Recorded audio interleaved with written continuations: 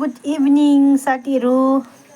र आज चाहिँ म भिडियोमा किन आएको छु भन्दाखेरि चाहिँ नि यो हेर्नुहोस् न, यो यस्तो खाले च्याउ मेरो हस्बेन्डले ल्याउनु भएको रहेछ होइन। यो च्याउ खानुहुन्छ कि हुँदैन कमेन्टमा बताइदिनुहोस् ल।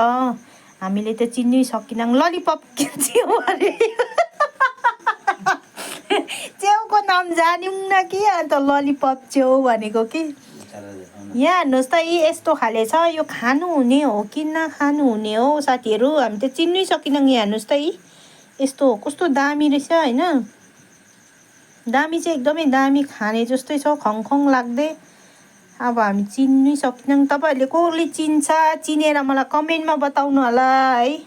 हामीले चाहिँ चिन्नै सकिनँ है साथीहरू। यो कहाँ उम्रेको थियो अरे? स्कुलको चौरमा। स्कुलको मुनि त्यहाँ चौरमा उम्रेको थियो अरे कि साथीहरू। यहाँ हेर्नुहोस् त, यी यस्तो छ, यस्तो खाले छ। यहाँ हेर्नुहोस् है, यस मजाले देखाइदिन्छु म हो। हामीले चाहिँ चिन्नै सकिनँ कि। अन्त तपाईँहरूलाई यसो फेसबुक मार्फतबाट साथीहरू, अब यत्रोजना साथी छ है, कसै न कसैले त चिन्छ नि। सो मेरो भिडियो हेरेर कमेन्टमा बताइदिनुहोस् त साथीहरू। खानुहुन्छ भने चाहिँ म पकाएर दिन्छु हो, खानु हुँदैन भने त मार्यो कमेन्ट गर्नुहोस् ल साथीहरू।